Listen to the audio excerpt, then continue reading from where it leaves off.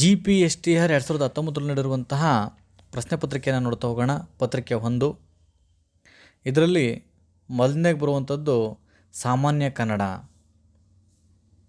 ಕನ್ನಡ ವರ್ಣಮಾಲೆಯಿರುವಂತಹ ಯೋಗವಾಹಕಗಳ ಸಂಖ್ಯೆ ಕೇಳಿದರೆ ಅವು 2 ಇರುವಂಥದ್ದು. ಉದ್ಯೋಗ ಪದದ ತದ್ಭವ ರೂಪ ಕೇಳಿದರೆ ಉಜ್ಜುಗ ಆಗುವಂಥದ್ದು.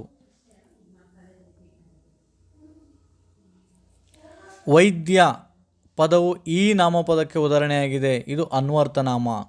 ವೈದ್ಯ, ಕುರುಡ ಇವೆಲ್ಲವೂ ಕೂಡ ಬರುವಂಥದ್ದು. ಶಿಕ್ಷಕ, ಕಂಬಾರ ಇವೆಲ್ಲವೂ ಕೂಡ ಅನ್ವರ್ಥನಾಮಗಳು.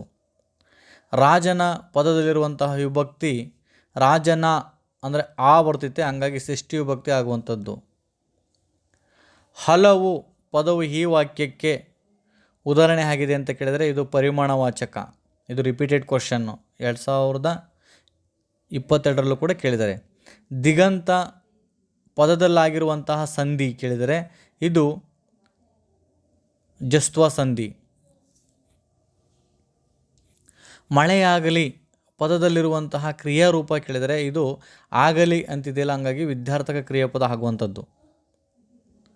ಇವನ್ನೆಲ್ಲವನ್ನು ಕೂಡ ಅರ್ಥರೂಪ ಕ್ರಿಯಾಪದಗಳು ಅಂತಂದರೆ ವಿದ್ಯಾರ್ಥಕ, ಸಂಬೋಧನಾರ್ಥಕ ಮತ್ತು ನಿಷೇಧಾರ್ಥಕ ಬರುವಂಥದ್ದು. ಇವು ಅರ್ಥರೂಪಕ ಕ್ರಿಯಾಪದಗಳು ಅಂತೇಳಿ ಕರಿತೀವಿ ಮೂರನ್ನು. ಇದು ಮಳೆಯಾಗಲಿ ಅಂತಕ್ಕಂಥದ್ದು ವಿದ್ಯಾರ್ಥಕ ಕ್ರಿಯಾಪದ, ಆನ್ಸರ್ 1 ಆಗುವಂಥದ್ದು. ತಲೆದೂಗು ಪದದಲ್ಲಾಗಿರುವಂತಹ ಸಮಾಸ ಕೇಳಿದರೆ ತಲೆಯನ್ನು ಪ್ಲಸ್ ತೂಗು ಅಲ್ಲಿ ಕ್ರಿಯೆ ನಡೀತಿರೋದ್ರಿಂದ ಇದು ಕ್ರಿಯೆ ಸಮಾಸ ಆಗುವಂಥದ್ದು. ದ್ವಿರುಕ್ತಿಗೆ ಉದಾಹರಣೆ ಆಗಿದೆ ಅಂತ ಕೇಳಿದರೆ ಬಟ್ಟ ಬಯಲು ಆಗುವಂಥದ್ದು. ಅರ್ಜಿ ಈ ಪದದಲ್ಲಿರುವಂತಹ ಕನ್ನಡ ಭಾಷೆಯಿಂದ ಬಂದಿದೆ ಅಂತಂದರೆ ಈ ಪದವು ಕನ್ನಡಕ್ಕೆ ಈ ಭಾಷೆಯಿಂದ ಬಂದಿದೆ ಅಂದರೆ ಹಿಂದೂಸ್ತಾನಿ ಭಾಷೆಯಿಂದ ಬಂದಿರುವಂಥದ್ದು. ಗಿರಗಿರನೆ ಪದವು ಈ ವ್ಯಾಕರಣಕ್ಕೆ ಸೇರಿದೆ. ಗಿರಗಿರನೆ ಅಂತಕ್ಕಂಥದ್ದು ಅನುಕರಣವ್ಯಯ ಅಂತಕ್ಕಂಥದ್ದು. ಹಿಡ್ಕೊಂಡು ಪದದಲ್ಲಿರುವಂತಹ ಗ್ರಾಂಥಿಕ ರೂಪ ಹಿಡಿದುಕೊಂಡು ಅಂತೇಳಿ. ಜೋಡು ನುಡಿಗೆ ಉದಾಹರಣೆ ಆಗಿರುವುದು ಅಂತ ಹೇಳಿದರೆ ಮನೆ ಮಠ ಆಗುವಂಥದ್ದು. ತುತ್ತ ತುದಿ ದುರುಕ್ತಿ ಆಗುವಂಥದ್ದು. ಚಟ ಚಟ ಅನುಕರಣವ್ಯಯ ಮೊದಲು ಕೂಡ ದುರುಕ್ತಿ ಆಗುವಂಥದ್ದು. ಆದ್ದರಿಂದ ಪದವು ಈ ಅವ್ಯಯಕ್ಕೆ ಉದಾಹರಣೆಯಾಗಿದೆ ಅಂತ ಹೇಳಿದರೆ ಇದು ಆದ್ದರಿಂದ ಇದು ಸಂಬಂಧನಾರ್ಥಕ ಅಂದರೆ ಒಂದು ವಾಕ್ಯಕ್ಕೆ ಸಂಬಂಧವನ್ನು ಕಲ್ಪಿಸೋದ್ರಿಂದ ಅದನ್ನು ಸಂಬಂಧನಾರ್ಥಕ ಪದ ಅಂತೇಳಿ ಕರಿತೀವಿ. ಮೂಗಿನ ಮೇಲೆ ಬೆರಳಿಡು ನುಡಿಗಟ್ಟಿನ ಅರ್ಥ ಆಶ್ಚರ್ಯಪಡು ಅಂತೇಳಾಗುವಂಥದ್ದು. ಮೋಸಗಾರ ಪದದ ವ್ಯಾಕರಣಾಂಶ ಕೇಳಿದರೆ ಇದು ತದ್ದಿತಾಂತ ನಾಮ.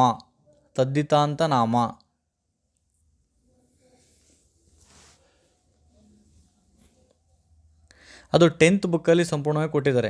ಓಟ ಪದವು ಈ ವ್ಯಾಕರಣಾಂಶಕ್ಕೆ ಸೇರಿದೆ ಅಂತ ಕೇಳಿದರೆ ಇದು ಕೃದಾಂತ ಭಾವನಾಮ. ಬಾಳಿಹಾನು ಈ ಪದದಲ್ಲಿರುವಂತಹ ವ್ಯಾಕರಣಾಂಶ ಸಂಭವನಾರ್ಥಕ ವ್ಯಾಕರಣಾಂಶ. ಒಂದು ಪೂರ್ಣ ಕ್ರಿಯಾಪದರೊಡನೆ ಸ್ವತಂತ್ರವಾಗಿರುವಂತಹ ವಾಕ್ಯವನ್ನು ನಾವು ಸಾಮಾನ್ಯ ವಾಕ್ಯ ಅಂತೇಳಿ ಕರಿತೀವಿ. ನಾವು ಪದವು ಈ ವ್ಯಾಕರಣಾಂಶಕ್ಕೆ ಸೇರಿದೆ ಅಂದರೆ ಇದೊಂದು ಸರ್ವನಾಮ ಆಗಿರುವಂಥದ್ದು. ಒಂದು ಅಭಿಪ್ರಾಯದ ವಿವರಣೆಗೆ ಇದು ರಿಪೀಟೆಡ್ ಕ್ವಶನ್ ನೋಡ್ರಿ. ಇದು ರಿಪೀಟೆಡ್ 2022ರಲ್ಲಿ ಬಂದಿರುವಂಥ ಕ್ವಶನ್ಸೇ.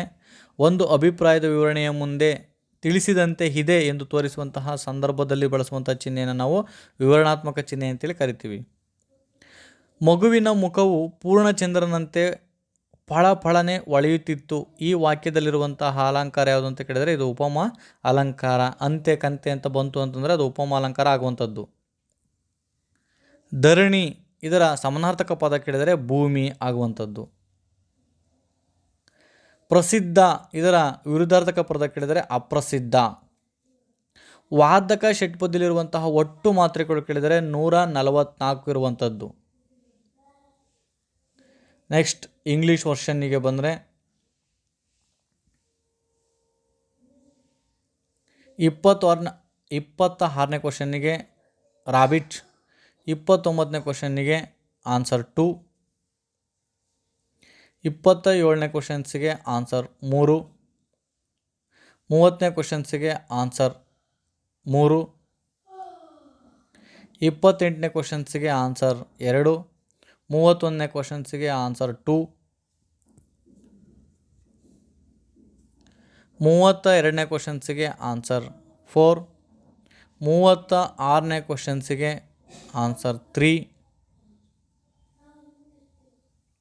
33ನೇ ಕ್ವಶನ್ಸಿಗೆ ಆನ್ಸರ್ 4, 37ನೇ ಕ್ವಶನ್ಸಿಗೆ ಆನ್ಸರ್ 1 ಕ್ವಶನ್ ಟ್ಯಾಗಿಗೆ ಬರುವಂಥದ್ದು, 34ನೇದಕ್ಕೆ ಆನ್ಸರ್ 1, 38ನೇದಕ್ಕೆ ಆನ್ಸರ್ 3, 35ನೇದಕ್ಕೆ ಆನ್ಸರ್ 4,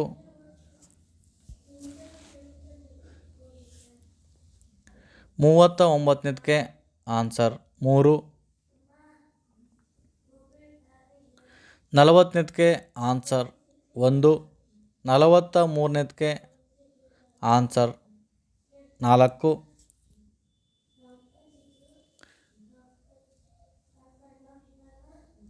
41ನೇದಕ್ಕೆ ಆನ್ಸರ್ 2, 44ನೇದಕ್ಕೆ ಆನ್ಸರ್ 1.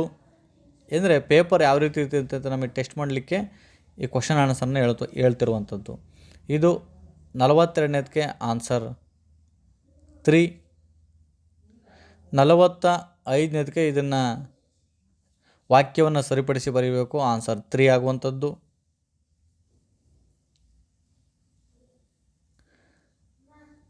46ನೇದಕ್ಕೆ ಆನ್ಸರ್ 3,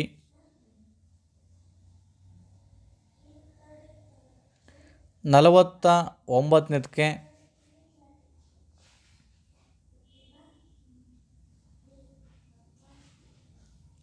ಆನ್ಸರ್ 1 ಆಗುವಂಥದ್ದು. ಅಂದರೆ ಫಸ್ಟು ಅನುಕ್ರಮಣಿಕೆ ಪದ್ಧತಿಯಲ್ಲಿ ಬರೆಯುವಂಥದ್ದು, ಸೆಲೆಕ್ಟ್ ರೈಟ್.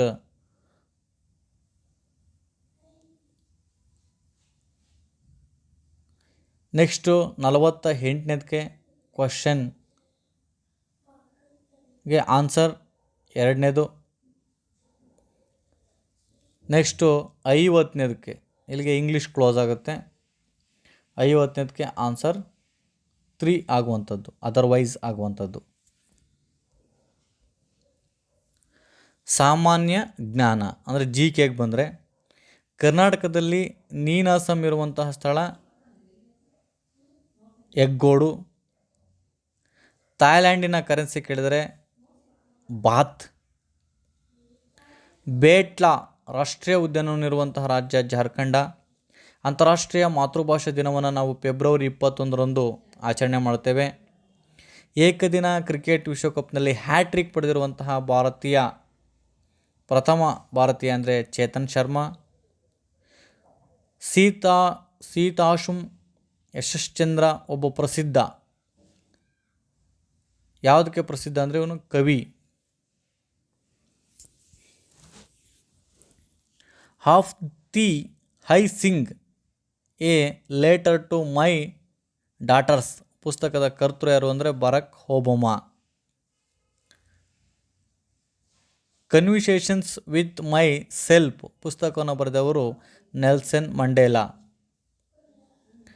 ಕರ್ನಾಟಕದ ಪ್ರದೇಶ ಕಾಂಗ್ರೆಸ್ ಸಮಿತಿಯ ಪ್ರಥಮ ಅಧ್ಯಕ್ಷರು ಗಂಗಾಧರರಾವ್ ದೇಶಪಾಂಡೆ. ಪ್ರಸ್ತುತ ಭಾರತೀಯ ಮಹಿಳಾ ಕ್ರಿಕೆಟ್ ತಂಡದ ಕೋಚ್ ಯಾರು ಅಂದರೆ WV ರಾಮನ್. ಬ್ರಿಕ್ಸ್ ರಾಷ್ಟ್ರಗಳು 9ನೇ ಶೃಂಗಸಭೆಯ ಘೋಷವಾಕ್ಯ ಅಂತ ಕೇಳಿದರೆ ಉಜ್ವಲ ಭವಿಷ್ಯಕ್ಕಾಗಿ ಬಲಿಷ್ಠ ಪಾಲುದಾರಿಕೆ ಅಂತಕ್ಕಂಥದ್ದು. ನೆಕ್ಸ್ಟು ಮೇರಿ ಇಕ್ವ್ಯಾನ್ ಕವಿತೆ ಬರೆದವರು ಯಾರು ಅಂತ ಕೇಳಿದರೆ ಅಟಲ್ ಬಿಹಾರಿ ವಾಜಪೇಯಿರವರು. ತೇಜಸ್ ಎಕ್ಸ್ಪ್ರೆಸ್ ರೈಲಿನ ಆರಂಭಿಕ ಮಾರ್ಗ ಮುಂಬೈನಿಂದ ಗೋವಾ. ಪ್ರಪಂಚದ ಅತ್ಯಂತ ಉದ್ದವಾದ ಸಮುದ್ರದ ಸೇತುವೆ ಇರುವಂಥದ್ದು ಚೀನಾದಲ್ಲಿರುವಂಥದ್ದು. WHO ವರದಿಯ ಪ್ರಕಾರ ಪ್ರಪಂಚದ ಅತ್ಯಂತ ಮಾಲಿನ್ಯಕಾರಕ ನಗರ ಯಾವುದು ಅಂತಂದರೆ ನವದೆಹಲಿ. 2018ರ ಕರ್ನಾಟಕ ವಿಧಾನಸಭಾ ಚುನಾವಣೆಯಲ್ಲಿ ಪರಿಶಿಷ್ಟ ಜಾತಿ ಮತ್ತು ಪರಿಶಿಷ್ಟ ಪಂಗಡಗಳಿಗೆ ಮೀಸಲಾಗಿರುವಂತಹ ಕ್ಷೇತ್ರಗಳ ಸಂಖ್ಯೆ 34 ಪರಿಶಿಷ್ಟ ಜಾತಿ, 15 ಪರಿಶಿಷ್ಟ ಪಂಗಡ. ಪ್ರಪಂಚದ 2ನೇ ಅತ್ಯಂತ ಕಿರಿಯ ಚೆಸ್ ಗ್ರ್ಯಾಂಡ್ ಮಾಸ್ಟರ್ ಅಂದರೆ ಕಿರಿಯ ಚೆಸ್ ಗ್ರ್ಯಾಂಡ್ ಮಾಸ್ಟರ್ ಯಾರು ಅಂತ ಕೇಳಿದರೆ ಆರ್ ಪ್ರಜ್ಞಾನಂದ್.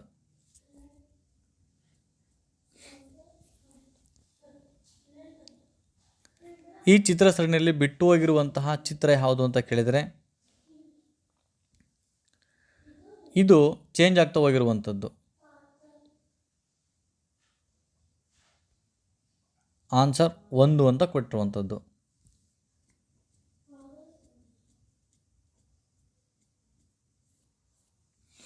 ನೆಕ್ಸ್ಟು ಇಲ್ಲಿ ಆದರೆ 15x36 ಬೆಲೆ ಅಂತ ಕೇಳಿದರೆ 81 ಆಗುವಂಥದ್ದು.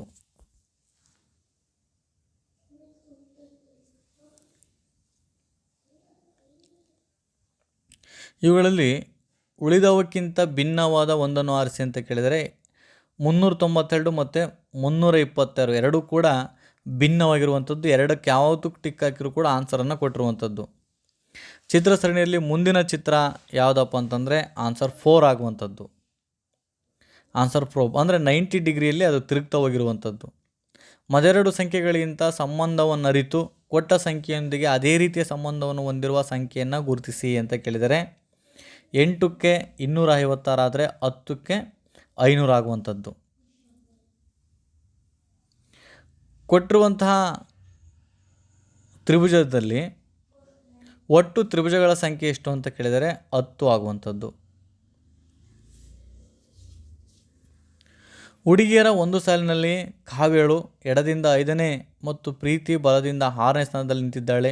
ಅವರಿಬ್ಬರ ಸ್ಥಾನ ಅದಲು ಬದಲಾಗಿ ಕಾವ್ಯಳು ಎಡದಿಂದ 13ನೇ ಸ್ಥಾನಕ್ಕೆ ಹೋಗ್ತಾಳೆ. ಹಾಗಾದರೆ ಬಲಗಡೆಯಿಂದ ಪ್ರೀತಿಯ ಸ್ಥಾನವೆಷ್ಟು ಅಂತ ಕೇಳಿದರೆ 14ನೇ ಸ್ಥಾನ. ಅದನ್ನು ನೀವು ಟ್ರಿಕ್ಸಾಗಿ ಹಾಕೊಂಡು ಮಾಡಬೇಕು. 3ನೇ ಚಿತ್ರದಲ್ಲಿ ಬಿಟ್ಟು ಹೋಗಿರುವಂತಹ ಸಂಖ್ಯೆ ಅಂತ ಕೇಳಿದರೆ 16 ಆಗುವಂಥದ್ದು. 16 ಆಗುವಂಥದ್ದು. ಮಗುವಿನ ಬೆಳವಣಿಗೆ ಮತ್ತು ಬೋಧನಾ ಶಾಸ್ತ್ರ ಅಂದರೆ ಮನೋವಿಜ್ಞಾನ ಮತ್ತು ಬೋಧನಾಶಾಸ್ತ್ರ. ತರಗತಿಯಲ್ಲಿ ಶಿಕ್ಷಕರು ಬೋಧಿಸುತ್ತಿದ್ದಾಗ ಒಬ್ಬ ವಿದ್ಯಾರ್ಥಿ ಹೊರಗೆ ನೋಡುತ್ತಿದ್ದಾನೆ. ಪಕ್ಕದಲ್ಲಿದ್ದವನು ಅಡ್ಡಿಪಡಿಸುತ್ತಿದ್ದಾನೆ. ಶಿಕ್ಷಕರು ದಿಟ್ಟಿಸಿ ನೋಡಿದಾಗಲೂ ಆಕೆ ಯಾರೇ ಆಗಲಿ ತಲೆ ಕೆಡಿಸ್ಕೊಳ್ಳೋದಿಲ್ಲ. ಆ ವಿದ್ಯಾರ್ಥಿ ಯಾವುದೇ ಕಾರಣಕ್ಕೂ ತಲೆ ಕೆಡಿಸೋದಿಲ್ಲ.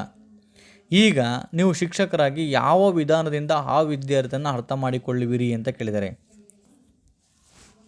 ಇದು ಮೋಸ್ಟ್ ರಿಪೀಟೆಡ್ ಕ್ವಶನ್ನು. ಇದು ಕೂಡ ವ್ಯಕ್ತಿ ಅಧ್ಯಯನಕ್ಕೆ ಬರುವಂಥದ್ದು.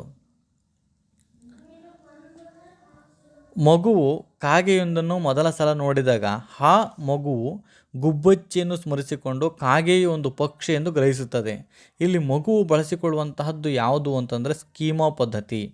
ಇದನ್ನು PH ಅವರು ಹೇಳಿರುವಂಥದ್ದು.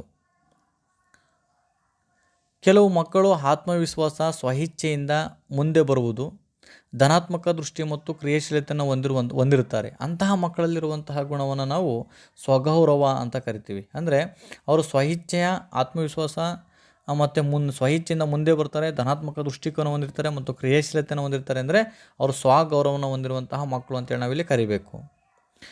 ಮಕ್ಕಳು ಬರೆಯುವುದು, ಟೈಪ್ ಮಾಡುವುದು, ಈಜುವುದು, ಸೈಕಲ್ ಸವಾರಿ ಮಾಡುವುದು ಇವುಗಳ ಮೇಲೆ ಕೆಳಗಿನ ರೀತಿಯಲ್ಲಿ ಪ್ರಭುತ್ವವನ್ನು ಸಾಧಿಸ್ತಾರೆ. ಇದು ಯಾವ ಕಲಿಕಾ ಸಿದ್ಧಾಂತಕ್ಕೆ ಬರ್ತೈತೆ ಅಂತ ಕೇಳುವಂಥದ್ದು. ಇದು ಪ್ರಯತ್ನ ಪ್ರಮಾದ ಕಲಿಕೆ ಸಿದ್ಧಾಂತಕ್ಕೆ ಬರುವಂಥದ್ದು.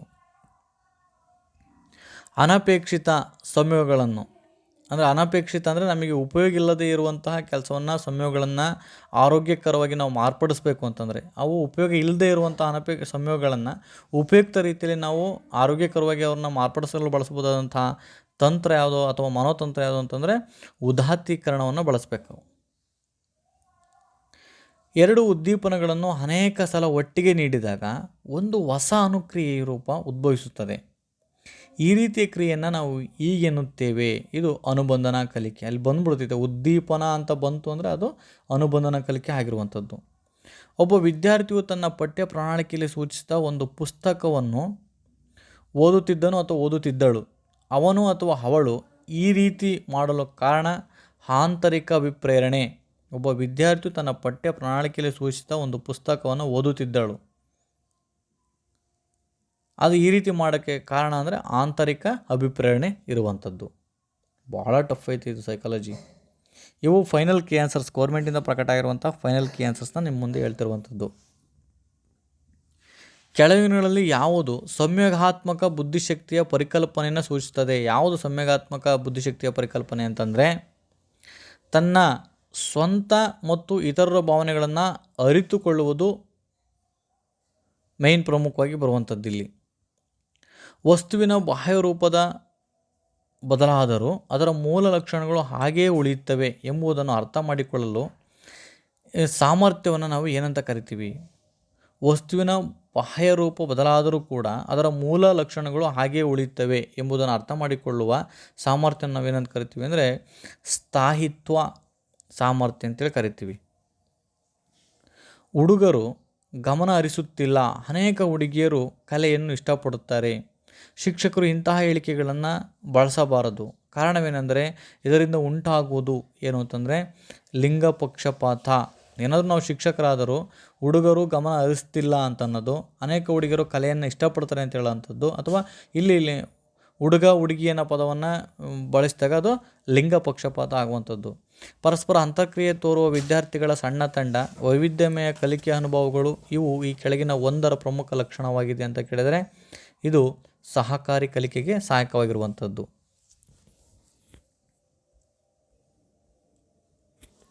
ಮಕ್ಕಳು ಪದಗಳನ್ನು ಗಳಿಸುವ ಮತ್ತು ಬಳಸುವ, ಕೇಳಿದ ವಾಕ್ಯಗಳನ್ನು ಅರ್ಥ ಮಾಡಿಕೊಳ್ಳುವ ಶಕ್ತಿಯನ್ನು ಜನ್ಮದತ್ತವಾಗಿ ಹೊಂದಿರುತ್ತಾರೆ. ಇದು ಏನಾದರೂ ಭಾಷೆಗೆ ಸಂಬಂಧಪಟ್ಟಂಥ ವಾಕ್ಯಗಳು ಅಂತ ಬಂತು ಅಂದರೆ ನಮಗೆ ಚಮಸ್ಕಿಯನ್ನು ಕಣ್ಮುಚ್ಚಿ ಅಂತ ನಾವು ಹಾಕಿಬಿಡ್ಬೇಕು.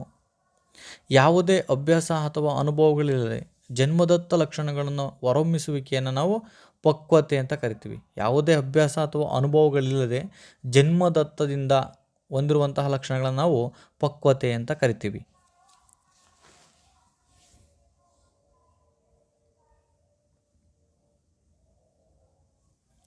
ಅಪೇಕ್ಷಿತ ಸ್ತ್ರೀ ಗುಣಲಕ್ಷಣಗಳನ್ನು ಮತ್ತು ಪುರುಷ ಗುಣಲಕ್ಷಣಗಳನ್ನು ಅದೇ ವ್ಯಕ್ತಿ ಹೆಚ್ಚಿನ ಮಟ್ಟದಲ್ಲಿ ಹೊಂದಿರುವುದಕ್ಕೆ ಹೀಗೆ ಅಂತೇವೆ ಅಂತ ಕೇಳಿದರೆ ಇದು ಆಂಡ್ರೋಗೈನಿ ಅಂತ ಕರೆಯುವಂಥದ್ದು. ಅಕಸ್ಮಾತ್ ನೀವು ಒಬ್ಬ ವಿದ್ಯಾರ್ಥಿಯು ನಿರಂತರವಾಗಿ ಸುಳ್ಳು ಹೇಳುವುದನ್ನು ಮತ್ತು ಕದಿಯುವುದನ್ನು ಗಮನಿಸುತ್ತೀರಿ. ಇದರ ಬಗ್ಗೆ ನೀವು ತೋರುವ ಸೂಕ್ತ ಪ್ರತಿಕ್ರಿಯೆ. ಇದು ತರಗತಿಯನ್ನು ನಿಭಾಯಿಸಲಿಕ್ಕೆ ಅತ್ಯಂತ ಪ್ರಮುಖವಾದ ಪ್ರಶ್ನೆಯನ್ನು ಕೇಳಿರುವಂಥದ್ದು. ಆ ವರ್ತನೆಯ ಸಾಮಾಜಿಕ ಪರಿಣಾಮಗಳನ್ನು ವಿವರಿಸಬೇಕು. ಆ ಮಗುವಿಗೆ ಮುಂದೆ ಆಗುವಂತಹ ಸಮಾಜದಲ್ಲಿ ಆಗುವಂತಹ ವರ್ತನೆಯ ಬದಲಾವಣೆಗಳನ್ನು ಮಗುವಿಗೆ ತಿಳಿ ಹೇಳಿಸುವಂಥದ್ದು. ತಾರುಣ್ಯ ವ್ಯವಸ್ಥೆಯಲ್ಲಿರುವವರು ಇತರ ವ್ಯಕ್ತಿಗಳು ಭಿನ್ನವಾದ ಚಿಂತನೆಗಳನ್ನು ಮತ್ತು ದೃಷ್ಟಿಕೋನವನ್ನು ಹೊಂದಿರುತ್ತಾರೆ ಎಂಬುದನ್ನು ಅರ್ಥ ಮಾಡಿಕೊಳ್ಳಬಲ್ಲರು. ಆದ್ದರಿಂದ ತಾರುಣ್ಯದಲ್ಲಿರುವವರು ಅವನು ಅಥವಾ ಅವಳು ಪ್ರತಿಯೊಬ್ಬರು ಗಮನಕ್ಕೆ ಸೆಳೆಯಲ್ಪಟ್ಟು ವ್ಯಕ್ತಿಯನ್ನಾಗಿ ಭಾವಿಸ್ತಾರೆ. ಡೇವಿಡ್ ಎಲ್ ಕಿಂಡ್ ರವರ ಪ್ರಕಾರ ಇದು ಏನು ಅಂತ ಕೇಳಿದರೆ ಇದು ಕಾಲ್ಪನಿಕ ಶೂತೃಗಳು. ವಿದ್ಯಾರ್ಥಿಗಳಿಗೆ ಈ ಕೆಳಗಿನಗಳಲ್ಲಿ ಅವಧಾನಕ್ಕೆ ಸುಗಮಗೊಳಿಸದ ಕಲಿಕಾಂಶವನ್ನು ಗುರುತಿಸಿ ಅಂತ ಕೇಳಿದ್ದಾನೆ. ಓದ್ಕೋಬೇಕಾದ್ರೆ ಭಾಳ ನೀತಿ ಸಂಹಿತೆಯ ಬಗ್ಗೆ ಶಿಕ್ಷಕರ ಉಪನ್ಯಾಸ. ಸುಗಮಗೊಳಿಸದ ಅಂತ ಕೇಳಿದ್ದಾನೆ. ಆನ್ಸರ್ 3 ಆಗುವಂಥದ್ದು. ಜಾಗತೀಕರಣದಿಂದಾಗಿ ಹರಿಯದವರಿಗೆ ವೈವಿಧ್ಯಮಯವಾದ ಶೈಕ್ಷಣಿಕ ಕೋರ್ಸ್ಗಳು, ವೃತ್ತಿಗಳು, ಜೀವನದ ಶೈಲಿಗಳು ದೊರಕಿವೆ. ಇದರಿಂದ ಹರಿಯದವರಿಗೆ ಅತಿ ಅಗತ್ಯವಾಗಿರುವುದು ಯಾವುದು ಅಂದರೆ ಸಾಕಷ್ಟು ಆಪ್ತ ಸಮಾಲೋಚನೆ ಬೇಕು ಅಂತಕ್ಕಂಥದ್ದು.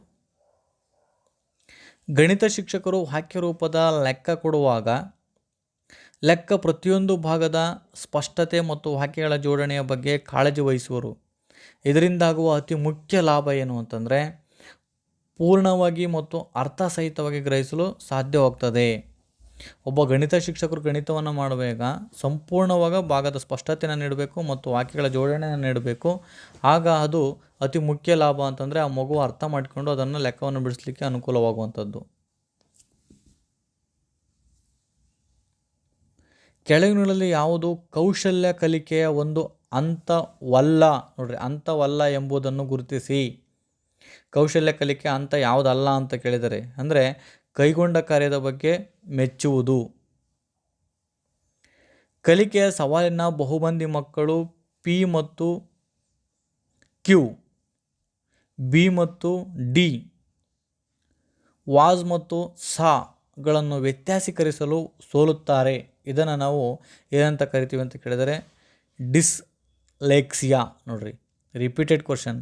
ಡಿಸ್ಲೆಕ್ಸಿಯಾ ಅಂದರೆ ಪದಗಳ ಗುರುತಿಸುವಿಕೆಯಲ್ಲಿ ಮಗು ಸೋಲ್ತಿದೆ ಅಂದರೆ ಅದು ಡಿಸ್ಲೆಕ್ಸಿಯಾ.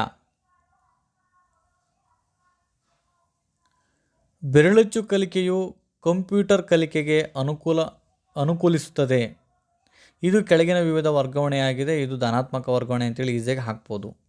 ಶೂನ್ಯ ವರ್ಗಾವಣೆ ಹಿಂದೆ ಕಲಿತಂಥ ಕಲಿಕೆ ಮುಂದಿನ ಕಲಿಕೆಗೆ ಯಾವುದೇ ಸಹಾಯವನ್ನು ಮಾಡಲಿಲ್ಲ ಅಂದರೆ ಶೂನ್ಯ ಕಲಿಕೆ. ಋಣಾತ್ಮಕ ಕಲಿಕೆ ಹಿಂದೆ ಕಲಿತಿರುವಂಥ ಕಲಿಕೆ ಮುಂದಿನ ಕಲಿಕೆಗೆ ಸಹಾಯಕ್ಕೆ ಬರಲಿಲ್ಲ ಅಂತಂದರೆ ಅದು ಋಣಾತ್ಮಕ ಕಲಿಕೆ, ಋಣಾತ್ಮಕ ವರ್ಗಾವಣಾ ಕಲಿಕೆ. ಕೆಳಗಿನ ಒಂದು ಕಾರಣ ಹೊರತುಪಡಿಸಿ ರಕ್ಷಣಾ ತಂತ್ರಗಳು ಸಮಾಯೋಜನೆಗೆ ಸಹಾಯ ಮಾಡುವುದು. ಅವು ಸಾಧನೆಯ ಶಾಶ್ವತ ತೃಪ್ತಿ ನೀಡುವವು. ನೋಡಿರಿ, ಕೆಳಗಿನ ಒಂದು ಕಾರಣ ಹೊರತುಪಡಿಸಿ ರಕ್ಷಣಾ ತಂತ್ರಗಳು ಸಮಾಯೋಜನೆಗೆ ಸಹಾಯ ಮಾಡುವುದು ಅಂತ ಕೇಳಿದರೆ, ನಾವು ಇತರರು ಮಾಡುವುದನ್ನು ಅಂಧಾನುಕರಣೆ ಮಾಡುವುದಿಲ್ಲ, ಬದಲು ನಮ್ಮ ಚಿಂತನೆಗಳನ್ನು ಬಳಸಿಕೊಂಡು ತೀರ್ಮಾನ ಮತ್ತು ಆಯ್ಕೆ ಮಾಡುತ್ತೇವೆ. ಇದು ಈ ಕೆಳಗಿನ ಸಿದ್ಧಾಂತದ ಪ್ರಕಾರ ಯಾವುದು ಅಂದರೆ ಬಂಡೂರರ ಸಾಮಾಜಿಕ ಕಲಿಕೆಯ ಸಿದ್ಧಾಂತದ ಪ್ರಕಾರ. ಶಿಕ್ಷಕರು ವಿದ್ಯಾರ್ಥಿಯಿಂದ ಉತ್ತರ ದೊರಕಿದ ಮೇಲೂ ಮತ್ತೆ ಇನ್ನೂ ಬೇರೆ ಯಾವುದಾದ್ರೂ ಮಾರ್ಗಗಳಿವೆಯಾ ಎಂದು ಪ್ರಶ್ನೆಯನ್ನು ಮುಂದುವರಿಸ್ತಾರೆ. ಇದಕ್ಕೆ ಶಿಕ್ಷಕರ ಉದ್ದೇಶವೇನೆಂದರೆ ವಿದ್ಯಾರ್ಥಿಗಳಲ್ಲಿ ಸೃಜನಾತ್ಮಕ ಚಿಂತೆಯನ್ನು ಬೆಳೆಸುವಂಥದ್ದು.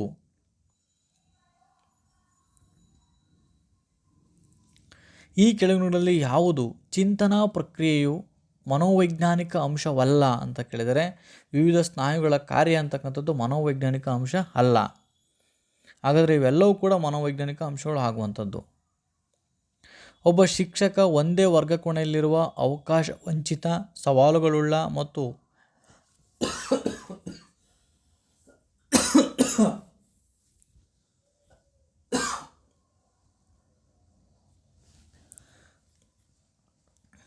ಪ್ರತಿಭಾ ಸಂಪನ್ನ ಮಕ್ಕಳು ಅಗತ್ಯಗಳನ್ನು ಪೂರೈಸಲು ಪ್ರಯತ್ನಿಸುತ್ತಾನೆ. ಇದರ ಹೆಸರು ಏನಂತಂದರೆ ಅಂತರ್ಗತ ವರ್ಗಕೋಣೆ. ವಿದ್ಯಾರ್ಥಿಗಳಿಗೆ ಶೈಕ್ಷಣಿಕ ವೃತ್ತಿ ಮಾರ್ಗದರ್ಶನ ನೀಡುವಾಗ ಶಿಕ್ಷಕರು ಈ ಕೆಳಗಿನ ಒಂದು ಪರೀಕ್ಷೆಯನ್ನು ಅವರ ಮೇಲೆ ನಿರ್ವಹಿಸುವ ಫಲಿತಾಂಶವನ್ನು ಪರಿಗಣಿಸಬೇಕು ಅಂತ ಕೇಳಿದರೆ, ಅಭಿಕ್ಷಮತೆ. ಶೈಕ್ಷಣಿಕ ಮತ್ತು ವೃತ್ತಿ ಮಾರ್ಗದರ್ಶನ ನೀಡುವಾಗ ಶಿಕ್ಷಕರು ಈ ಕೆಳಗಿನ ಒಂದು ಪರೀಕ್ಷೆಯನ್ನು ಅವರ ಮೇಲೆ ನಿರ್ವಹಿಸಿ ಫಲಿತಾಂಶವನ್ನು ಪರಿಗಣಿಸುವಂಥದ್ದು ಅಭಿಕ್ಷಮತೆ. ಶಿಕ್ಷಕರು ಅಗೆತನ, ಅಹಂ ಕೇಂದ್ರಿತ ಮತ್ತು ಸಾಮಾಜೀಕರಣಗೊಳ್ಳದ ಒಬ್ಬ ವಿದ್ಯಾರ್ಥಿಯನ್ನು ಗಮನಿಸಿದರು. ಇದನ್ನು ಖಚಿತಪಡಿಸಿಕೊಳ್ಳಲು ಕೆಳಗಿನ ಯಾವ ಒಂದು ಪರೀಕ್ಷೆಯನ್ನು ಆ ವಿದ್ಯಾರ್ಥಿಯ ಮೇಲೆ ನಿರ್ವಹಿಸಬಹುದು ಅಂತಂದರೆ, ಐಸೆನ್ಕ್ರವರ ವ್ಯಕ್ತಿತ್ವ ಪ್ರಶ್ನಾವಳಿ. ನೋಡಿ, ಶಿಕ್ಷಕರು ಅಗೆತನ, ಅಹಂ ಕೇಂದ್ರಿತ ಮತ್ತು ಸಾಮಾಜೀಕರಣಗೊಳ್ಳದ ಒಬ್ಬ ವಿದ್ಯಾರ್ಥಿಯನ್ನು ಗಮನಿಸಿ ಅವನ ಮೇಲೆ ಯಾವ ಪರೀಕ್ಷೆಯನ್ನು ಹಾಕ್ಬೋದು ಅಂದರೆ ಐಸೆನ್ಕ್ರವರ ವ್ಯಕ್ತಿತ್ವ ಪ್ರಶ್ನಾವಳಿಯನ್ನು ಹಾಕ್ಬೋದು. ಎರಿಕ್ಸನ್ ಅವರ ಪ್ರಕಾರ ತಾರುಣ್ಯ ವ್ಯವಸ್ಥೆಯ ಪ್ರಮುಖ ಸವಾಲು ಎಂದರೆ ಈ ಪ್ರಜ್ಞೆಯನ್ನು ಪಡೆಯುವುದು. ಅನನ್ಯತೆಯ ಪ್ರಜ್ಞೆಯನ್ನು ಪಡೆಯುವಂಥದ್ದು ತಾರುಣ್ಯ ವ್ಯವಸ್ಥೆಯ ಪ್ರಮುಖ ಸವಾಲು. ವೈದ್ಯ ದಂಪತಿಗಳ ಏಕೈಕ ಪುತ್ರಿ ರೋಹಿಣಿ ಗಾಯಕಿಯಾಗಲು ಬಯಸ್ತಾಳೆ. ಆದರೆ ಆಕೆಯ ತಂದೆ ತಾಯಿಗಳು ಅವಳ ವೃತ್ತಿ ಆಯ್ಕೆಯನ್ನು ಪ್ರಬಲವಾಗಿ ವಿರೋಧಿಸ್ತಾರೆ. ಇದು ಸೂಚಿಸುವಂಥ ತಂದೆ ತಾಯಿಯ ಮನೋಧೋರಣೆ, ಅಂದರೆ ವೈದ್ಯ ತಂದೆ ತಾಯಿಗಳ ಮನೋಧೋರಣೆಯನ್ನು ಸೂಚಿಸುವಂಥದ್ದು. ಬುದ್ಧಿಶಕ್ತಿ ಪರೀಕ್ಷೆಗಳ ಫಲಿತಾಂಶಗಳ ಅತ್ಯುತ್ತಮ ಬಳಕೆ ಯಾವುದು ಅಂತಂದರೆ ಪರಿಣಾಮಕಾರಿ ಬೋಧನಾ ಕಲಿಕಾ ಚಟುವಟಿಕೆಗಳನ್ನು ಯೋಜಿಸುವಂಥದ್ದು. ಬುದ್ಧಿಶಕ್ತಿ ಪರೀಕ್ಷೆಗಳ ಫಲಿತಾಂಶದ ಉತ್ತಮ ಬಳಕೆ ಯಾವುದು ಅಂತಂದರೆ ಪರಿಣಾಮಕಾರಿ ಬೋಧನಾ ಚಟುವಟಿಕೆಗಳನ್ನು ಆಯೋಜಿಸುವಂಥದ್ದು. ಶಾಲೆಗಳ ನಿಯಮಗಳನ್ನು ವಿರೋಧಿಸುವ, ಕಳ್ಳತನ, ಮೋಸಗಳಲ್ಲಿ ತೊಡಗಿರುವಂತಹ ಮಕ್ಕಳನ್ನು ನಾವೇನಂತ ಕರಿತೀವಿ ಅಂದರೆ ಬಾಲಾಪರಾಧಿಗಳು ಅಂತ ಕರಿತೀವಿ. ಸೃಜನಶೀಲ ಚಿಂತನೆಯ ಸರಿಯಾದ ಸರಣಿಯನ್ನು ಸೂಚಿಸುವಂತಹ ಆಯ್ಕೆಯನ್ನು ಗುರುತಿಸಿ ಅಂತ ಕೇಳಿದರೆ ಆನ್ಸರ್ 4 ಆಗುವಂಥದ್ದು. ಅಂದರೆ ಫಸ್ಟು ಸಿದ್ಧತೆ ಹಂತ 1ನೇದು, ಸೂಕ್ತತೆಯ ಹಂತ 2ನೇದು, ಅಂತಃಸ್ಮರಣೆಯ ಹಂತ 3ನೇದು, ಪರಿಷ್ಕರಣೆಯ ಹಂತ 4. ಇವು ಸೃಜನಶೀಲತೆಯ ಚಿಂತನೆಯ ಸರಣಿಗಳು. ಸಮಗ್ರ ಮೌಲ್ಯಮಾಪನ ಕಾರ್ಯಕ್ರಮವು ಈ ಕೆಳಗಿನ ಒಂದು ಗುಣಲಕ್ಷಣವನ್ನು ಸೂಚಿಸುತ್ತದೆ. ಸಮಗ್ರ ಮೌಲ್ಯಮಾಪನ ಕಾರ್ಯಕ್ರಮವು ಗುಣಲಕ್ಷಣ ಯಾವುದು ಅಂತ ಕೇಳಿದರೆ ಕಲಿಕಾರ್ಥಿಗಳ ಒಟ್ಟು ವ್ಯಕ್ತಿತ್ವವನ್ನು ಮಾಪನ ಮಾಡುವಂಥದ್ದು. ಬಾಲ್ಯಾವಸ್ಥೆಯ ಕಾಲದಲ್ಲಿ ಸಾಮಾಜಿಕ ವಿಕಾಸಕ್ಕೆ ಸಂಬಂಧಿತ ಈ ಕೆಳಗಿನ ಹೇಳಿಕೆಯನ್ನು ಸರಿಯಾದದ್ದು ಯಾವುದು ಅಂತ ಕೇಳಿದರೆ ಸಮವಯಸ್ಕರ ಗುಂಪಿನ ಸಕ್ರಿಯ ಸದಸ್ಯರಾಗುವಂಥದ್ದು ಬಾಲ್ಯಾವಸ್ಥೆಯ ಕಾಲದಲ್ಲಿ ಸಾಮಾಜಿಕ ವಿಕಾಸಕ್ಕೆ ಸಂಬಂಧಿಸಿದಂಥ ಹೇಳಿಕೆ ಸಮವಯಸ್ಕರ ಗುಂಪಿನ ಸಕ್ರಿಯ ಸದಸ್ಯರಾಗುವಂಥದ್ದು. ಒಬ್ಬ ಶಿಕ್ಷಕರು ಅವರ ವಿದ್ಯಾರ್ಥಿಗಳ ಪ್ರತಿಯೊಂದು ಕಾರ್ಯವನ್ನು ತಾವೇ ನಿರ್ದೇಶಿಸುವರು, ವರ್ಷದ ಎಲ್ಲ ಚಟುವಟಿಕೆಗಳನ್ನು ತಾವೇ ಯೋಜಿಸುವರು. ಇದು ಸೂಚಿಸುವಂತಹ ಶಿಕ್ಷಕನ ನಾಯಕತ್ವ ಯಾವುದು ಅಂತಂದರೆ ನಿರಂಕುಶ. ಅಂದರೆ ಇಲ್ಲಿ ವಿದ್ಯಾರ್ಥಿಗಳಿಗೆ ಆಯ್ಕೆ ಮಾಡೋಕ್ಕೆ ಬಿಡದಂಗೆ ತಾನೇ ಎಲ್ಲವನ್ನು ಮಾಡುವಂಥದ್ದು. ಒಂದನ್ನು ಹೊರತುಪಡಿಸಿ ಉಳಿದವುಗಳು ಸಂವಾದ ಸಂಲಗ್ನತೆಗೆ ಉಪಯುಕ್ತವಾಗಿವೆ. ಯಾವುದೋ ಒಂದನ್ನು ಹೊರತುಪಡಿಸಿದರೆ ಉಳಿದವೆಲ್ಲವೂ ಕೂಡ ಸಂವಹನ ಸಂಲಗ್ನತೆಗೆ ಉಪಯುಕ್ತವಾಗಿವೆ. ಏಕೆಂದರೆ ಅಂತ ಕೇಳಿದರೆ ಸದಸ್ಯರು ಅಹಂ ಘರ್ಷಣೆಯನ್ನು ಉಂಟು ಮಾಡುತ್ತದೆ. ಆನ್ಸರ್ 3 ಆಗುವಂಥದ್ದು. ಯಾವುದೇ ಭೌತಿಕ ಕಾರ್ಯಕ್ಕೆ 3 ಮೂಲ ಆಯಾಮಗಳಿವೆ. ಅವುಗಳನ್ನು ಕಾರ್ಯಗಳು, ಉತ್ಪನ್ನಗಳು, ವಸ್ತು, ವಿಷಯ ಎಂದು ಕರೆಯಲಾಗ್ತದೆ. ಅಂದರೆ ಈ ದೃಷ್ಟಿಕೋನವನ್ನು ಸೂಚಿಸಿದಂತಹ ಮನೋವಿಜ್ಞಾನಿ ಗಿಲ್ಫರ್ಡ್ ಮತ್ತು ಸಹ ಉದ್ಯೋಗಿಗಳು. ವಿದ್ಯಾರ್ಥಿಗಳ ಕಲಿಕೆಯ ಮೇಲೆ ಬಹುಮಾನ ಮತ್ತು ಶಿಕ್ಷೆ ಪ್ರಭಾವವನ್ನು ಅಧ್ಯಯನ ಮಾಡಲು ಒಂದು ಪ್ರಯೋಗವನ್ನು ಕೈಗೊಳ್ಳಲಾಯಿತು. ಇದರಲ್ಲಿ ಬಹುಮಾನ ಮತ್ತು ಶಿಕ್ಷೆ ಎಂಬ ಅಂಶವು ಸ್ವತಂತ್ರ ಚರಾಂಶಗಳು ಆಗಿರುವಂಥದ್ದು.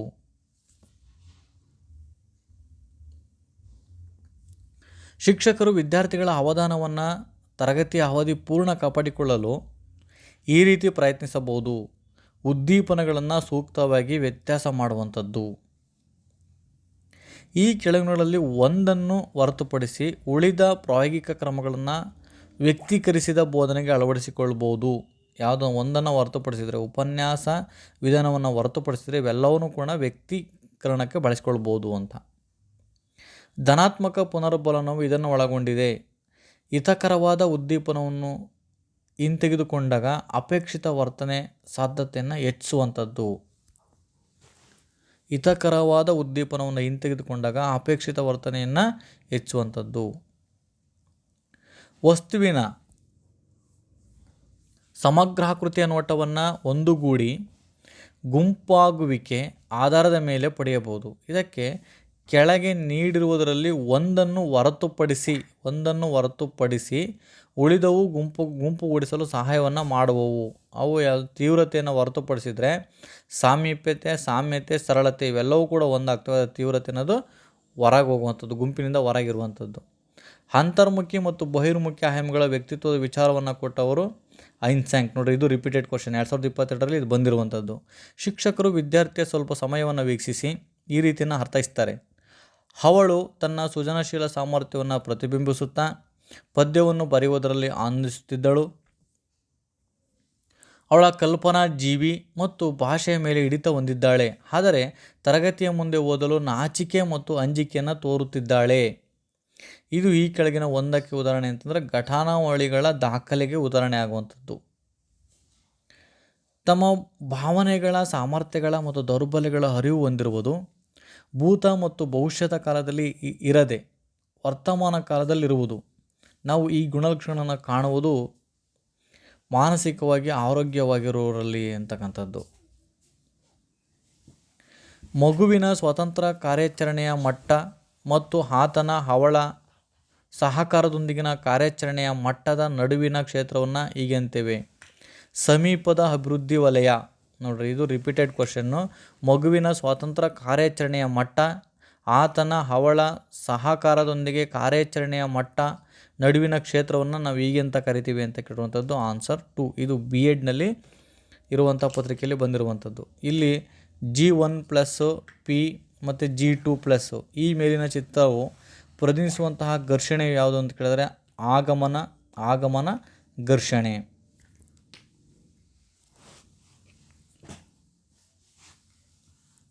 ಮಕ್ಕಳ ಪ್ರಶ್ನೆಗಳು, ಅವರ ಮನಸ್ಸಿನ ಗವಾಕ್ಷಿಗಳು, ಅದರಿಂದ ಶಿಕ್ಷಕರು ಮತ್ತು ಹೆತ್ತವರು ಒಂದನ್ನು ಹೊರತುಪಡಿಸಿ ಈ ಕೆಳಗಿನ ನಿಹಿತಾರ್ಥಗಳನ್ನು ಪರಿಗಣಿಸಬೇಕು. ಮಕ್ಕಳ ಪಾಲನೆ ಪೋಷಣೆಯಲ್ಲಿರುವಂತಹ ಕಷ್ಟಗಳನ್ನು ನಾವು ತಿಳಿಸ್ಬೇಕಂತೆ ಮಕ್ಕಳಿಗೆ. ಆರೋಗ್ಯ ಮತ್ತು ಮೌಲ್ಯೀಕರಣ. ವಹಿಸಿದ ಎಲ್ಲ ಜವಾಬ್ದಾರಿಗಳನ್ನು ಪ್ರಶ್ನಿಸದೆ ನೆರವೇರಿಸುವುದು ಪ್ರಾಮಾಣಿಕ ಬದ್ಧತೆ. ಭಾರತದ ಸಂವಿಧಾನದಲ್ಲಿ ಒತ್ತು ನೀಡಿದ ಮೌಲ್ಯಗಳಲ್ಲಿ ಒಂದು ಸಮಾನತೆ. ಮಾನಸಿಕ ವಿಳಂಬವು ಕೆಳಗಿನಗಳಲ್ಲಿ ಒಂದರ ಪರಿಣಾಮವಾಗಿದೆ. ಅನುವಂಶೀಯತೆ. ಪ್ರತಿಯೊಬ್ಬನಿಗೂ ಪ್ರತಿದಿನಕ್ಕೆ ಕುಡಿಯಲು ಹಾಗೂ ಬಳಕೆಗೆ ಬೇಕಾಗುವ ಅಂದಾಜು ನೀರಿನ ಪ್ರಮಾಣ 75 ರಿಂದ 85 ಲೀಟರ್. ಒಂದು ಸಾಮಾಜಿಕ ಮೌಲ್ಯವಾಗಿದೆ. ಸಾಮಾಜಿಕ ಮೌಲ್ಯಗಳ ಪಾಲನೆ. ಸಾರ್ವತ್ರಿಕ ಮೌಲ್ಯಕ್ಕೆ ಇದು ಒಂದು ಉದಾಹರಣೆಯಾಗಿದೆ. ಸತ್ಯ. ವೈಯಕ್ತಿಕ ಸ್ವಚ್ಛತೆಯು ಕೆಳಗಿನಗಳಲ್ಲಿ ಒಂದರಲ್ಲಿ ಸಾಧ್ಯವಾಗಿರುವಂಥದ್ದು. ನಿಯಮಿತ ಬಹಿರ್ದೆಸೆ. ಆಮಶಂಕೆ ರೋಗವು ಕೆಳಕಾಣಿಸಿದ ಒಂದು ಪ್ರಕಾರ ಜಲಮಾಲಿನ್ಯದಿಂದ ಉಂಟಾಗುತ್ತದೆ. ಕ್ರಿಮಿಜನ್ಯ ಜಲಮಾಲಿನ್ಯ.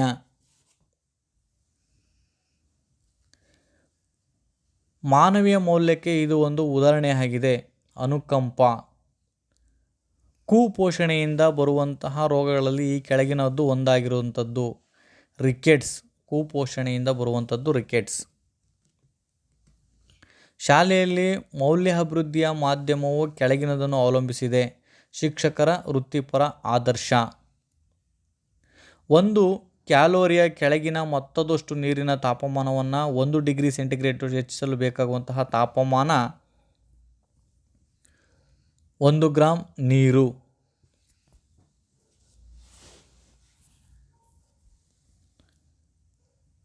ಧನುರ್ವಾಯು ರೋಗದ ಲಕ್ಷಣ ಕಾಣಿಸಿಕೊಳ್ಳುವಂಥ ಅವಧಿ 4 ದಿನಗಳಿಂದ 3 ವಾರಗಳು ತಗುವಂಥದ್ದು. ಮೌಲ್ಯಾಭಿವೃದ್ಧಿ ಕೆಳಗಿನ ಒಂದು ಸಂಗತಿಯನ್ನು ಅವಲಂಬಿಸಿದೆ. ಅನುವಂಶತೆ ಮತ್ತು ಪರಿಸರ. ಅಧ್ಯಯನವೊಂದರ ಪ್ರಕಾರ ಹಿರಿಯ ಶಿಕ್ಷಕರ ಒಲವು ಹೆಚ್ಚಾಗಿ ಈ ಕೆಳಗಿನ ಮೌಲ್ಯದೆಡೆಗೆ ಇರುತ್ತದೆ. ಸಾಂಪ್ರದಾಯಿಕ.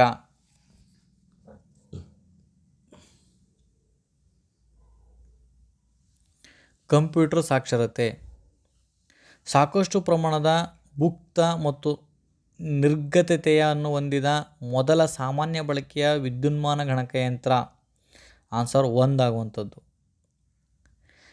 SRAMನ ವಿಸ್ತೃತ ರೂಪ ಕೇಳಿದರೆ standard random access memory. Answer 3. CPUನ ತನ್ನ ಸಂಪರ್ಕದಲ್ಲಿರುವ ಸಾಧನಗಳಿಗೆ ದತ್ತಾಂಶ, ಸೂಚನೆ, ಮಾಹಿತಿಯನ್ನು ವರ್ಗಾಯಿಸುತ್ತದೆ. ಬಾಹ್ಯ ಸಾಧನಗಳನ್ನು ಸಂಪರ್ಕಿಸುವಂತಹ ವಾಹಕ ಯಾವುದು ಅಂದರೆ ವಿತರಣಾ ಬಸ್. ಇದರಲ್ಲಿ ಸರಿಯಾದದನ್ನು ಆಯ್ಕೆ ಮಾಡಬೇಕು. 250 ಬೈಟ್ಸ್ ಅಂದರೆ ಅದು 1 ಪೆಟಾಬೈಟ್ಗೆ ಸಮನಾಗಿರುವಂಥದ್ದು. ಆನ್ಸರ್ 1. ಮಾರಾಟದ ವಸ್ತುವಿನ ಸಾರ್ವತ್ರಿಕ ಉತ್ಪನ್ನದ ಸಂಕೇತವನ್ನು ಓದುವ ಮುಕ್ತ ಸಾಧನವು ಬಾರ್ಕೋಡ್ ರೀಡರ್. ನುಡಿ ತಂತ್ರಾಂಶದ ಏಕಭಾಷೆಯಲ್ಲಿ ಮ್ಯಾಗ್ನಿಟ್ಯೂಡ್ ಪದದ ಕೀಲಿ ಸಂಯೋಜನೆ. ಅಂದರೆ ನುಡಿ ತಂತ್ರಾಂಶದಲ್ಲಿ ಏಕಭಾಷೆನ ನಾವು ಟೈಪ್ ಮಾಡುವಾಗ ಬಳಸುವಂಥ ಕೀಬೋರ್ಡ್ ಮ್ಯಾಗ್ನಿಟ್ಯೂಡ್ ಅಂತ ಟೈಪ್ ಮಾಡಬೇಕು ಅಂದಾಗ MOFYE ಈ ಅಕ್ಷರಗಳನ್ನು ನಾವು ಏನು ಮಾಡಬೇಕು, ಬಳಸ್ಕೊಂಡು ಮ್ಯಾಗ್ನಿಟ್ಯೂಡ್ ಅಂತ ಟೈಪ್ ಹೊಡಿಬೇಕು. ಮೈಕ್ರೋಸಾಫ್ಟ್ ವರ್ಡ್ ಪ್ರೊಸೆಸ್ನಲ್ಲಿ ಮೇಲು ಬರಹ ಉದಾಹರಣೆಗೆ 2 ಮತ್ತು ಕೆಳಬರಹ 2 ಅದರ ಆಯ್ಕೆಯನ್ನು ಹೊಂದಿರುವಂತಹ ಮೆನು ಯಾವುದು ಅಂತ ಕೇಳಿದರೆ ಅದು ಹೋಮ್ ಮೆನುವಿನಲ್ಲಿ ಇರುವಂಥದ್ದು. ಅದು ಹೋಮ್ ಮೆನುವಿನಲ್ಲಿ ಅಲ್ಲಿ ತೋರಿಸ್ತಾನೆ ಇರ್ತೈತೆ. 1 ಸ್ಪ್ರೆಡ್ಶೀಟ್ನಲ್ಲಿ ಕೊಟ್ಟಿರುವಂಥ ದತ್ತಾಂಶದ ಸರಾಸರಿಯನ್ನು ಲೆಕ್ಕಿಸಲು ಬಳಸುವಂಥ ಸೂತ್ರ ಯಾವುದು ಅಂತ ಕೇಳಿದರೆ ಆವ್ರೇಜ್. 1 ವಾರ್ಡ್ ಪ್ರೊಸೆಸ್ನಲ್ಲಿ ಡಾಕ್ಯುಮೆಂಟ್ನ ಪಠ್ಯ ಬದಲಾವಣೆಗೆ ಬಳಸುವಂಥ ಶಾರ್ಟ್ಕಟ್ ಕೀಲಿ ಯಾವುದು ಅಂತ ಕೇಳಿದರೆ, ಅಂದರೆ ಯಾವುದಕ್ಕೆ ಒಂದು ವರ್ಡ್ ಪ್ರೊಸೆಸರ್ನಲ್ಲಿ ಡಾಕ್ಯುಮೆಂಟ್ನ ಪಠ್ಯ ಬದಲಾವಣೆಗೆ ಬಳಸುವಂಥ ಶಾರ್ಟ್ಕಟ್ ಕೀ ಅಂದರೆ ಕಂಟ್ರೋಲ್ ಎಚ್ ಅನ್ನು ಬಳಸುವಂಥದ್ದು. ಗಣಕಯಂತ್ರದ ಸುರಕ್ಷತೆಯನ್ನು ಭೇದಿಸುವ ಕ್ರಿಯೆ ಯಾವುದಂದ್ರೆ ಗೊತ್ತು ನಮಗೆ, ಇದು ಹ್ಯಾಕಿಂಗ್ ಮಾಡುವಂಥದ್ದು, ಹ್ಯಾಕಿಂಗ್ ಅಂತ ಕರಿತೀವಿ. ಇವು 150 ಕ್ವಶನ್ಸ್ಗಳನ್ನು ನಾವು ಪತ್ರಿಕೆ 1ರಲ್ಲಿ ನೋಡಿದ್ವಿ. ನೆಕ್ಸ್ಟು ವಿಡಿಯೋದಲ್ಲಿ ಪತ್ರಿಕೆ 2ರ ಉತ್ತರಗಳನ್ನು ನೋಡ್ತಾ ಹೋಗೋಣ. Thank you for watching video.